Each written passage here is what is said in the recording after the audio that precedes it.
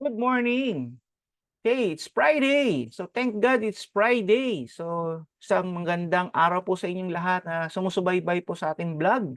And we pray na ito po ay i-share ninyo, i-like and follow po ninyo para po tayo ay patuloy na makatanggap ng word of encouragement sa araw-araw po.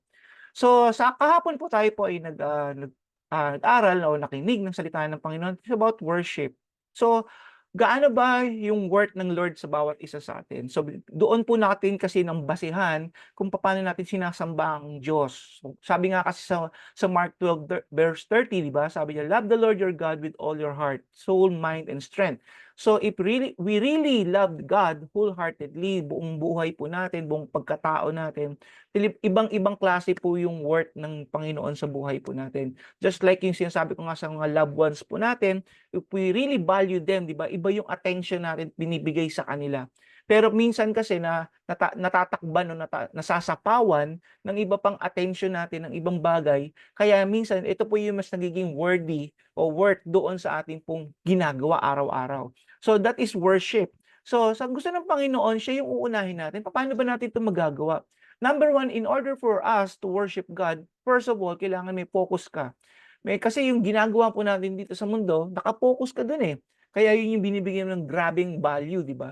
So, kung if really love God, if really ang Lord po sa ating buhay ay worthy, so kailangan natin siyang bigyan ng focus talaga 100% attention mga kasama, mga kapatid. So, alam niyo ba na ang Lord naman gano'n din siya ka-focus sa atin. Amazingly, mysteriously, gano'n siya ka-focus sa bawat isa sa atin na kung saan sinasabi po ng Bible na even nandun pa lang tayo sa tiyan ng nanay po natin, nasa sinapupunan po tayo, no?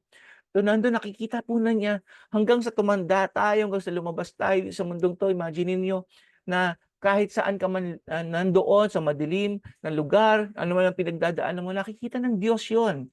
Gano'n siya ka-focus sa bawat isa sa atin. Pero tayo minsan, we are a limited person, limited human being. Kaya kailangan one at a time ang focus po natin. So, hindi naman sinasabi ng Panginoon, huwag ka na mag-focus do'n sa ibang mga ginagawa mo, daily daily things mo. Pero sabi niya, mahalin mo ko kasi ayaw niya ng yung sacrifices natin para nagiging ritual lang po tayo, eh, every now and then. Gusto ng Panginoon talagang genuine love, yung relationship talaga matindi talaga. Amen? So, bukod sa focus, napag-aralan po natin kahapon na kung saan kailangan natin yung i-express din yung affection natin, i-express natin yung emotion natin sa Kanya. Kaya 'pag nagkaroon po tayo ng expression ng gano'n, 'di ba, if you really love a person, 'di ba, nandoon yung may body language ka. Nandoon hindi lang yung salita mo, even yung mga mata mo nagsasalita, 'di ba, na kung saan, in love ka do'n sa taong 'yon. Gano'n din ang Panginoon. Makikita 'yan sa kilos natin, sa body language natin, sa pananalita natin, sa buhay po natin kung gaano mo kamahal ang ating Diyos. Ayan. So ang pangatlo po dito ay ang patungkol po naman sa ating ability. So bago po ako tumungo sa paano ba natin i-worship ang Lord sa ability, meron lang po akong gustong ikwento sa inyo na naalala ko po, na kung saan meron pong, tungkol sa affection po, tungkol sa commitment nila doon sa pagmamahal, okey. Meron pong dalawang hayop po, isang baboy at isang manok. Ngayon itong baboy at manok na 'to nag-uusap kasi may nakita sila habang naglalakad-lakad sila, may nakita sila na merong gathering, merong isang, feasting o I don't know kung birthday ba 'yan, basta merong isang gathering dun sa lugar na pinaglakaran nila. Sabi niya, talaga join tayo dun. Sabi niya dun yung dalawa, yung manok at baboy, "Join tayo dun, mag-join tayo dun." Ngayon, yung nakita nila, ay ang daming pagkain. Sabi nila, "Ano kaya maiaambag natin?" 'Yan. So, ano ba yung puwede nating i-share doon sa lugar na 'yan, 'di ba? So, ano yung contribution nila? So, nag-usap itong dalawang 'to, sabi yung manok, "O sige, sige, ganito, ganito, ang ibibigay ko sa kanila kasi, gusto kong maging part nung gathering na yun, gusto kong bigay sa kanila itlog." Itlog, 'yan, yung egg, 'di ba?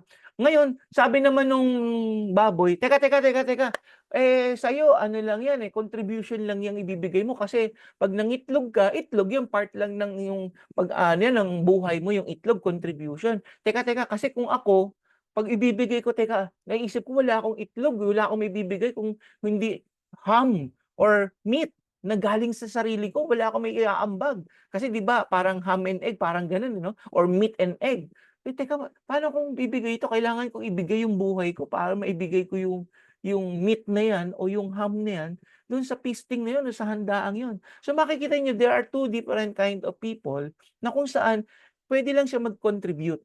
Pero yung isa kasi total commitment, it's about sacrifice talaga ng kanyang buhay, sacrifice talaga ng kanyang, totality. So, ano yung sakripisyo natin, ano yung kaya nating ibigay sa Lord when we offer, worship sa Panginoon. Kasi hindi naman pupuwedeng puro contribution lang kasi part lang yun ng ating buhay. Ang gusto ng Panginoon total, kaya nga love the Lord with all your heart. So, I'm not saying kailangan yung mamatay muna para kayo mag-worship sa Lord, no. Ang gusto ng Lord, total love mo. Yung paano ba yun? 'Pag ganyan, total love mo, 'di ba? Okay. So, punta tayo sa pangatlo. Okay. So, sabi do'n kailangan i-worship natin ang Lord through our abilities. So, sabi do'n Colossians 3:23, "Whatever you do, work it out with all your heart, as though you were working for the Lord and not for people." So, anything that you do here on earth, work it for the Lord, 'di ba? Hindi sa tao lang. Kahit may boss ka, may teacher ka, o whosoever 'yan na nasa harapan mo, 'di ba? So, ginagawa mo 'to hindi dahil sa kanya, ginagawa mo 'yon dahil kay Lord. Kaya makikita mo 'pag gano'n yung commitment mo, gano'n yung kayang-kaya mong ibigay para sa Lord, 'di ba? Makikita mo that is a best quality, best contribution na ibibigay mo dun sa company, sa school, o any organization na belong ka dun kasi binibigay mo yun sa Lord. Amen? Pero kung napipilitan ka parang Lunes na Lunes pa lang tamad na tamad ka na, 'di ba? Pumasok. Pero 'pag nandun yung, gusto mong pumasok sa work, pumasok sa school, gusto mong, ibigay iyon kay Lord, can you imagine you have the joy in serving, joy in working. Amen? In Romans 12:1, sabi dito, "Take your everyday life, ordinary life, your sleeping, eating, going to work, or working around, and place it before God as an offering." Yan po sinabi ng Romans 12:1 sa Message translation po. So yung everyday life po natin, whether it is sleeping, eating, going to work, or working around, bigay daw po natin sa Lord yan. Alam niyo po, hindi lamang po kasi ang pagpasok sa loob ng isang simbahan ang pagwo-worship. Everything you do here on earth, you can offer it to God, worship. Even your singing, your dancing, your tithing, 'di ba? Anything dahil ginagawa ng iyong kamay, pwede mong i-offer yan sa Lord. Because the Lord sees your heart and not your work.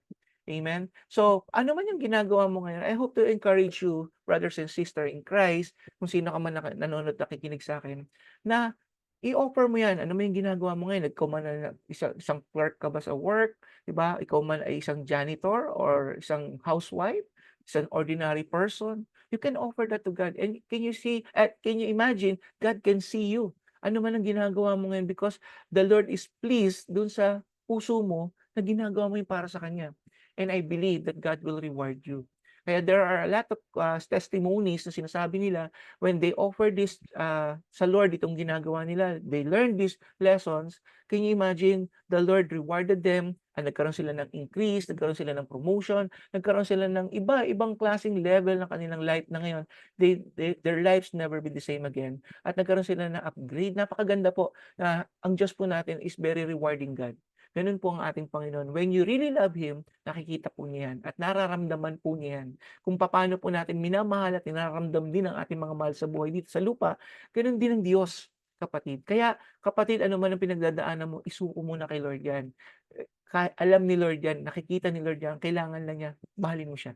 So there are a lot of things how can you show your love to God at marami pong time yung kakainin niya para maisa-isa ko sa'yo. Pero ang challenge ko sa'yo, umpisahan mo sa small thing. Ano man yung ginagawa mo ngayon, as of now, ano man yan, i-surrender mo na. Lord, sabi mo lang, simpleng prayer. Ganito lang, Lord, i-offer ko po sa inyo ito pong pagtatrabaho ko, ano man yung trabaho mo ngayon. Then, sabi mo, salamat po sa akin pong sa inyo pong binigay sa akin na ginagawang ito na hindi ako stagnant, hindi ako yung walang ginagawa. I just want, Lord God, to do this for you alone, O God. Kaya kapatid, kung yung simple prayer na yan na binigay mo sa Panginoon, naniniwala po ako na pakikinggan ka ng Diyos. So, gusto ko itang ipag-pray ngayon.